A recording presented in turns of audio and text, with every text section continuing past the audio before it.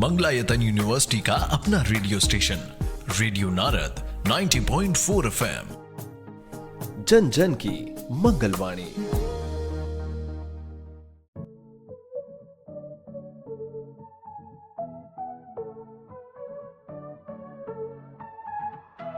स्वागत है दोस्तों रेडियो नारद 90.4 FM से। मैं हूं आपके साथ आरजे याशी और प्रोग्राम शुरू हो गया है स्पेशल शो। जी हाँ दोस्तों, जिसमें मैं आपको आकर बताती हूँ कि क्या कुछ खास है आज के दिन में। दोस्तों, एक लड़की के बहुत से भाव हमें देखने को मिलते हैं, अक्सर तब जब उसकी शादी होती है और सबसे ज्यादा तब जब वो माँ बन जाती है।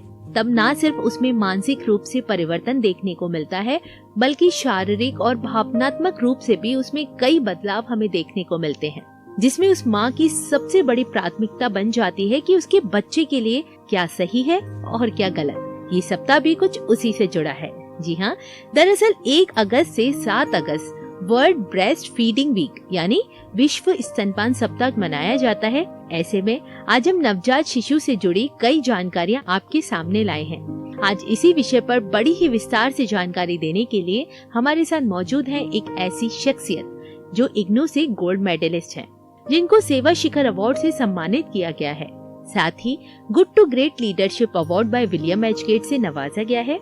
एक ऐसे अनुभवी, लोकप्रिय और सम्मानित व्यक्ति जिनकी expertise reproductive health, urban health, maternal और चाइल्ड हेल्थ के इश्यूज में है। दोस्तों, मैं बात कर रही हूँ पॉपुलेशन सर्विस इंडिया में पिछले 9 साल से अपने कार्यभार को संभालते हुए executive director mister Mukesh Kumar Sharma ji की, जो इस वक्त हमारे साथ मौजूद हैं। प्रोग्राम को आगे बढ़ाने से पहले मैं उनका स्वागत करना चाहूंगी। मुकेश जी, आपका बहुत बहुत स्वागत है रेडियो नारद 90.4 FM में। गुड मॉर्निंग यशी जी, और सभी श्रोताओं को भी बहुत बहुत सुप्रभात। सर, जैसा कि आप जानते हैं विश्व स्तनपान सप्ताह चल रहा है।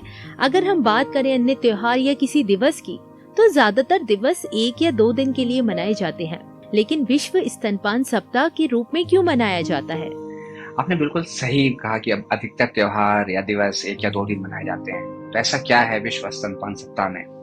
इसमें एक बात हम सबको बहुत ध्यान देनी है कि इसे मनाने का मकसद ये है कि हम सबका ध्यान, खासकर जो माताएं हैं, जो छोटा बच्चा जिसे घर में जन्म लिया है, उन सब का ध्यान इस बात पे आकर्षित करना कि क्यों स्तनपान बहुत जरूरी है, क्यों माँ का दूध बच्चे के लिए बहुत जरूरी है।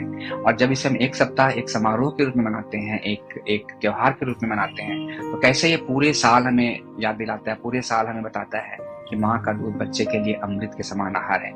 माँ का दूध बच्चे को हर वो पोषण और पोषक तत्व देता है जिसकी उसे आवश्यकता होती है। तो ये बात केवल 1 सप्ताह की नहीं है। अगर इसे 1 सप्ताह हम मनाते हैं तो सबका ध्यान आकर्षित होता है, और सबका ध्यान आकर्षित होता है तो माँ स्वस्थ रहती है, बच्चा स्वस्थ रहता है। तो विश्व स्तनपान सप्ताह की आप सबको एक बार फिर से बहुत बहुत मुबारकबाद। वैसे तो दूध विभिन्न प्रकार के होते हैं, जैसे भैंस का दूध, गाय का दूध, बकरी का दूध, माँ का दूध और कहीं की मार्केट वाला पाउडर वाला दूध, लेकिन उनमें से शिशु के लिए माँ का दूध ही सबसे ज्यादा फायदेमंद क्यों होता है? जी यशिका जी, ये बहुत ही महत्वपूर्ण सवाल है। इसमें कुछ बातें बहुत कॉमन है जो सबको समझनी चाहिए, और वो हम सबके स्वास्थ्य के लिए बहुत बहुत जरूरी है वो समझना। जैसे भैंस का दूध भैंस के अपने बच्चे के लिए होता है, गाय का दूध गाय के बच्चे के लिए सबसे ज्यादा उपयोगी होता है, बकरी का दूध बकरी के बच्चे के लिए ज्यादा उपयोगी होता है। उसी प्रकार माँ का दूध माँ के बच्चे के लिए सबसे ज्यादा उपयोगी होता है, उसके अपने बच्चे के लिए सबसे ज्यादा उपयोगी होता है। ऊपर वाले ने इस तरह से प्रकृति की संरचना की है कि जो आवश्यक पोषक तत्व होते हैं बच्चों को जो चाहिए वो माँ के दूध में उपलब्ध होता है। तो इसीलिए बच्चे को अपनी माँ का दूध सबसे ज्यादा महत्वपूर्ण होता है, कैसे वो अपनी माँ का दूध पी रहा है या पी रही है, और कैसे वो उससे उसके स्वास्थ्य को भी लाभ मिलता है। अब ये भी होता है कि स्तनपान से नवजात शिशु को क्या क्या लाभ देखने को मिलता है। हमने बहुत तरह के दूधों की बात करी, दूध की बात करी, बट माँ के दूध के भी कई प्रकार होते हैं। आपने सुना होगा कोलेस्ट्रॉम फीडिंग, जो माँ का पहला पीला गाढ़ा दूध होता है उसे कोलेस्ट्रम कहते हैं, कई जगह उसे खीर सा कहते हैं, खीस दूध कहते हैं। लेकिन उससे ज्यादा महत्वपूर्ण यह है कि वो दूध बच्चे के लिए अमृत समान होता है, और उससे बच्चे का पहला प्राकृतिक टीकाकरण भी कहते हैं। उसमें विटामिन ए होता है, उसमें कई सारी ऐसी चीजें होती हैं जो बच्चे के लिए बहुत आवश्यक होती हैं।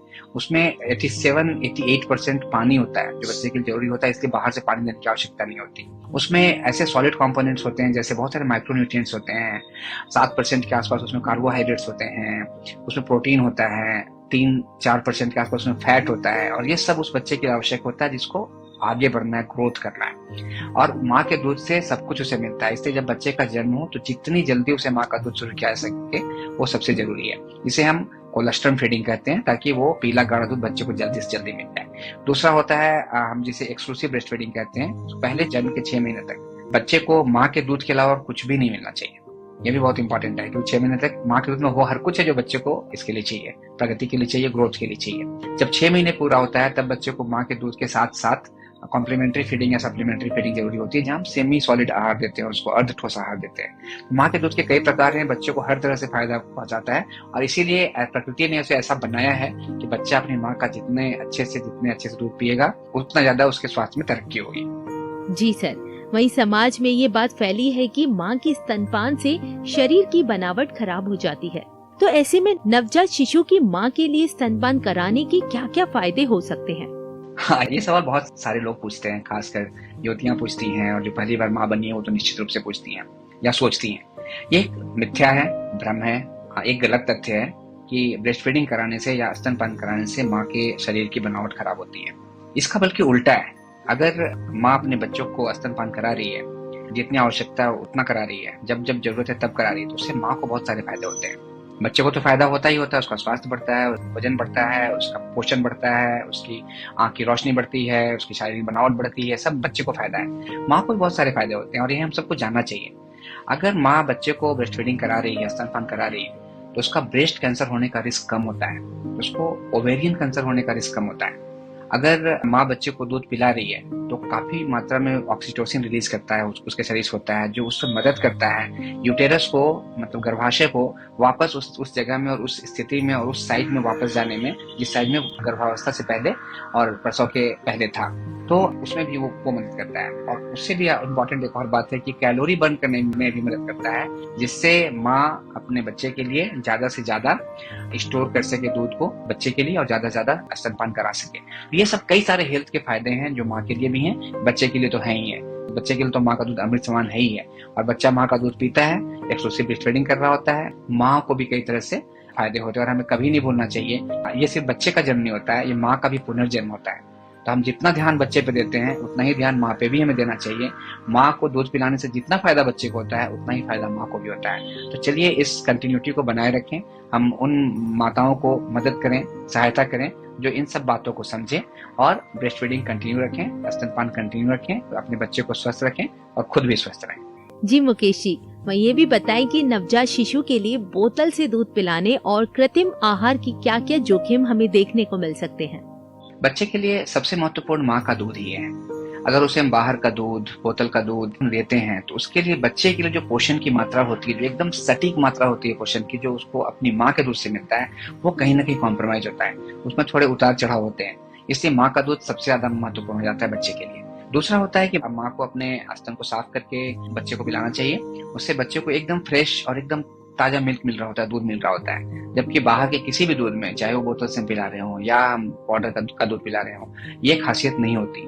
उससे इन्फेक्शन का खतरा बढ़ता है, उसमें साफ सफाई की चिंता बढ़ती है, और बच्चे, जो कि एकदम छोटा बच्चा होता है, और माँ के दूध से जिसमें इन्फेक्शन से, संक्रमण से लड़ने की शक्ति मिल रही होती है, वो लड़ने की शक्ति उसे इन दूध से नहीं मिल पाएगा। तो हमेशा ये प्रेफर किया जाता है, सारे चिकित्सक, सारे लोग ये हमेशा बताएंगे, चाहे वो गाँव में आशा दीदी हो, एएनएम दीदी हो, या शहरों में जो डॉक्टर्स होते हैं, चिकित्सक होते हैं, या हमारे राष्ट्रीय स्वास्थ्य मिशन के लोग होते हैं, वो हमेशा ये बताएंगे कि माँ का दूध बच्चे के लिए सर्वोत्तम आहार है। पहले 6 महीने तक हमें ध्यान रखना होता है कि वो सिर्फ और सिर्फ माँ का दूध उसे मिले, और 6 महीने पूरे होने के बाद हम अन्नप्राशन या मुंह जुट्ठी इस तरह कार्यक्रम करके माँ के दूध के साथ साथ अर्ध ठोस आहार शुरू करते हैं, ताकि बच्चे को माँ के दूध के साथ साथ वो सारी चीजें मिलने शुरू हो जो उसके बढ़ते शरीर के साथ आवश्यक होती है।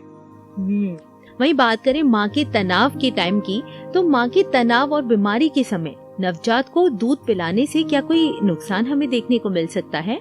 जी आशिका जी, ये बहुत महत्वपूर्ण है। हमारे शरीर की बनावट ऐसी है कि हम जब भी किसी बीमारी से गुजरते हैं, तनाव से गुजरते हैं, तो हमारा शरीर उससे लड़ने की क्षमता हमारे अंदर पैदा करता है, वो उससे लड़ने की क्षमता हमारे अंदर जन्म लेती है, इसको एंटीबॉडीज कहते हैं। तो माँ को अगर कोई बीमारी होती है या तनाव है तो उससे लड़ने की क्षमता उसके अंदर डेवलप कर रही होती है। इन सब परिस्थितियों के बीच में माँ को अपने बच्चे को दूध पिलाना कभी नहीं छोड़ना चाहिए। इससे 2 फायदे होते हैं, एक, बच्चे को बाहर के संक्रमण से बचाव मिलता है, दूसरा, उसके माँ के दूध से हर वो पोषक तत्व मिलता है जिसे उसकी आवश्यकता है, और साथ में एक और बेनिफिट होता है जो एंटीबॉडीज माँ के अंदर बन रही हैं बीमारियों से लड़ने के लिए, तनाव से लड़ने के लिए, अनिद्रा से लड़ने के लिए, वो सब एंटीबॉडीज बच्चे में भी जा रहा है। तो हर तरह से माँ के दूध का बच्चे में जाना, माँ का स्तनपान कराना, बच्चे का अच्छे से स्तनपान करना बच्चे के फायदे का ही सौदा होता है, बच्चे के लिए फायदे की ही बात होती है। तो इसलिए माँ को अपने बच्चों को दूध पिलाना किसी परिस्थिति में नहीं रोकना चाहिए। जी, ये तो आपने बहुत ही खास जानकारी दी मुकेश जी। वहीं ये भी बताएं कि अगर मैं आंकड़े की बात करूं तो लाभ के कुछ आंकड़े आप हमें बता सकते हैं? हाँ याशिका जी, आंकड़े हम सबकी जिंदगी में बहुत महत्वपूर्ण होते हैं, और खासकर अगर ये स्वास्थ्य की बात होती है, बच्चे के स्वास्थ्य की बात होती है, माँ के स्वास्थ्य की बात होती है, तो ये और भी ज्यादा महत्वपूर्ण हो जाते हैं। आइए देखते हैं कि हमारे जो नेशनल फैमिली हेल्थ सर्वे है, जिसे NFHS कहते हैं, उसमें क्या परिवर्तन आया है स्तनपान के आंकड़ों में, ब्रेस्ट फीडिंग के आंकड़ों में। अगर हम 15-16 की बात करें तो 55% बच्चे एक्सक्लूसिव ब्रेस्ट फीडिंग पे थे, मतलब 6 महीने तक सिर्फ और सिर्फ माँ का दूध पी रहे थे। उन्हें दिन में ही पिलाया जाता था, शाम में भी, रात में भी, सवेरे भी, जब आवश्यकता है दूध पिलाया जा रहा है उसे, जो 6 महीने तक सिर्फ माँ का दूध दिया जा रहा है। ऐसे बच्चों की संख्या 55% थी जिन्हें 6 महीने तक एक्सक्लूसिव ब्रेस्ट फीडिंग हो रही थी। अब ये 19 से 21 के बीच में जो NFHS का राउंड हुआ उसमें 64% हो गई है, मतलब लगभग 10 परसेंटेज पॉइंट का इंक्रीज है। ये बताता है, और हम सब जानते हैं कि अगर एक्सक्लूसिव ब्रेस्ट फीडिंग है तो बच्चे में संक्रमण का खतरा कम होता है, डायरिया का खतरा कम होता है, किसी और तरह का रोग शरीर में आने का खतरा कम होता है। तो अगर ये सारे खतरे कम होते हैं और ये आंकड़े बढ़ रहे हैं एक्सक्लूसिव ब्रेस्ट फीडिंग के, तो हम सबके लिए अच्छी बात है। और इसका सबसे ज्यादा श्रेय देना चाहिए उन माताओं को जो अपने बच्चे को दूध पिला रही हैं, और हर उस स्वास्थ्य कार्यकर्ता को, चाहे वो आशा दीदी हो या ANM दीदी हो या चिकित्सक हो, जो माताओं को इसके लिए प्रेरित करते हैं कि अपने बच्चे को सिर्फ अपना दूध पिलाएं, समय से दूध का पिलाना शुरू करें, कोलोस्ट्रम फीडिंग करें, फिर early initiation of breast feeding करें, 6 महीने तक सिर्फ स्तनपान कराएं, दिन रात सवेरे शाम जब आवश्यकता हो रही है तब बच्चे को दूध पिलाएं। तो इससे दोनों के स्वास्थ्य में काफी सुधार होता है और स्वास्थ्य बना रहता है। जी सर, वहीं इस साल 2024 में स्तनपान सप्ताह का जो विषय चुना गया है वो क्या है और वो किस उद्देश्य से चुना गया है?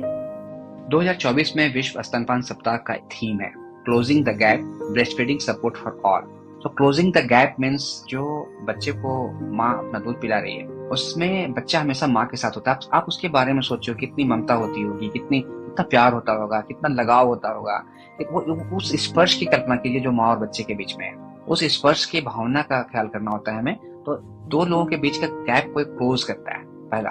दूसरा कि जब बच्चे को एक बार हम दूध पिलाते हैं तो दूसरी बार कब पिलाएंगे, वो गैप भी बहुत लंबा नहीं होना चाहिए। कई बार माँ उसको रात में उठा के भी दूध पिलाती है, कई बार माँ को फील होता है कि उसके स्तर में दूध आया है बच्चे के लिए, उसको पिलाना होता है। तो ये जो गैप है उस सबको क्लोज करते हैं। तो ये क्लोजिंग द गैप बहुत इंपॉर्टेंट होता है।